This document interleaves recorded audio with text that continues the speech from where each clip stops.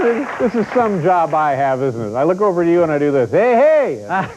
Well, I make a lot of money. I make an awful lot of money for that.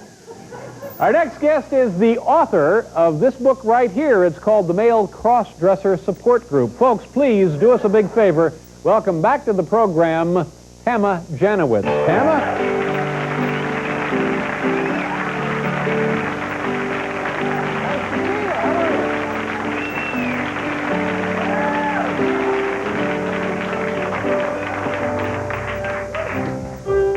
Wow. You look like you're living behind the A&P.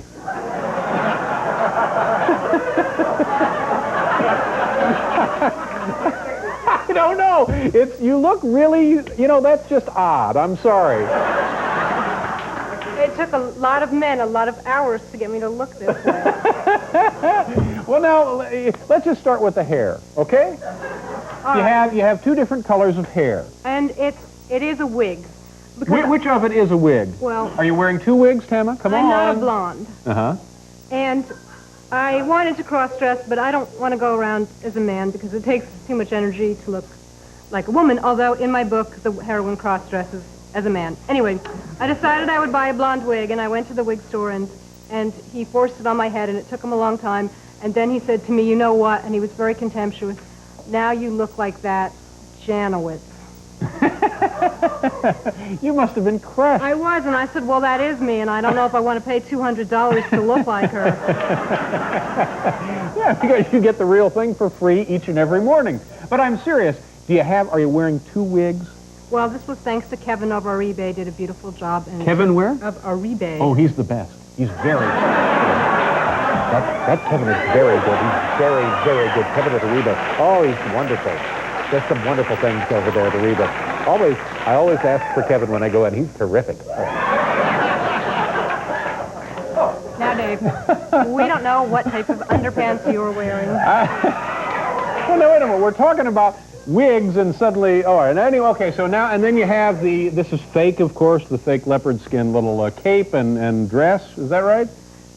I thought I looked very nice, and I wanted to look especially nice for you, and it was a long time since I saw you. And it's a big celebration to have a new book. It is a big celebration, and it's getting wonderful reviews. Congratulations. And it's a work of fiction? Yes, but it's about modern life in New York and who has the power and who doesn't. All right, I know this is unfair for me to do, but can you give us a feeling of the book, just a couple of descriptive sentences to suggest to us what we might be getting into if we pick it up and read it? And by the way, when I'm finished with the book I'm reading now, I'll read your book. How about that? I think that would be fantastic. Yeah. Uh-huh. Anyway, it's a woman, and she lives in New York, and she's not happy, and a little kid follows her home. Uh-huh. And she moves the kid in with her, and she falls in love with him. But then they're trying to take this little kid away. He's an orphan. All right. And so they escape New York, and when the kid disappears, she comes back to New York in disguise as a man and gets to live out her life as a man. So it's not really about drag queens or cross-dressing, though they enter into it, but it's about what it's like to live your life if you were somebody else. Mm-hmm. Well, there you go. It's a perfectly solid foundation for a lovely novel about the city. And when you travel around with the book, do you read things from your book? Do you read excerpts? Do you go to book readings? Yes, for the next 6 weeks, I'm going to, across the country, Jewish community centers and gay bookstores. Mm-hmm. And now, there's nothing wrong with that. It's a perfectly honorable way to promote your book, isn't it? And how are you received when you go to the Jewish community centers and the bookstores and so forth? Well, usually there's some lady that jumps up and she says, I knew your grandmother. Mm-hmm. But then I did Larry King Radio last night, and I wasn't very well received. A lot of people called up, and the woman said that she saw me on David Letterman, and I was terrible. Oh. And that I appeared very anxious, uh-huh. and that I didn't seem like I could have written a book. And I got very nervous. And if I get nervous, things go wrong, and so in the studio, the fire alarm went off. You jumped up and pulled the fire alarm? No, but a sort of psychic force field of nervousness. Oh, I see. Emanating from your whatever part of you that was... Yes, but see, you don't make me nervous.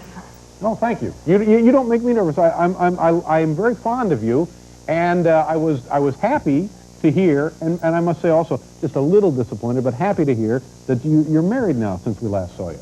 Yes, thanks. I'm a new bride of 1.5 years. Wow. And my husband is English, Tim Hunt, so we had to go through the green card process. But we're told to bring photographs to prove of our existence together, all different family albums. And the woman, when we got there, wouldn't let me show them to her. Why not? Well, she said she wanted to leave, and so I never got to show the pictures, so I brought a few of them from the green card. I don't understand this exactly. You know, because you have to prove that you have a life together, that you're not getting married just because the husband wants the green card. All right, so this is your husband right here? Yes, my husband with some sheep. What is your husband's name? Tim Hunt. Tim? What does Tim do? He's a curator in the arts. Curator in the arts? Yes. You know, I must say, your lipstick tonight looks better than I've ever seen it before in my life with you. But now I'm married, Dave. Well, I didn't say let's go to the Stadium Motor Lodge. I just said... Oh, never mind. All right, here's another picture. This is sheep. You know, I've lost track of the reason we're looking at these pictures, but it's better than anything else I got to say, so... This one is my dog wearing a dress. And that sort of brings me back to the male cross-dresser support group. Because everybody should wear different things to see what it's like to be somebody else. And this is the kind of evidence you needed to get yourself or your husband a green card? That you're goofy enough to dress up pets, and then they say, okay, you're in, come on. Next. What is Tama? What is that? That's a very unusual first name. Is it short for something? Is it an abbreviation? Is it a nickname? Tama. What is that? From a book of babies' names. No, it's not. What is it really? It is. Your mom and dad picked out Tama? Well, my last name is Janowitz, and I there know wasn't that. too many names that went. Tama Janowitz. Yeah. Tama. Do you have a middle name? No. Yes, you do. What is it? No, I don't. Yes, you do. I don't. It was Tama Janowitz. No, but you have said a middle Tama name. Janowitz. Well, I said Janowitz? Yes. But that's all right, because Larry King said that I have a new album coming out.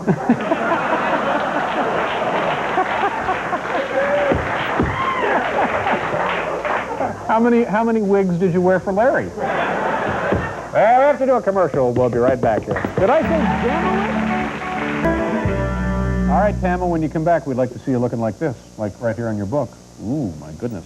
We have to go, ladies and gentlemen. Good night, everybody.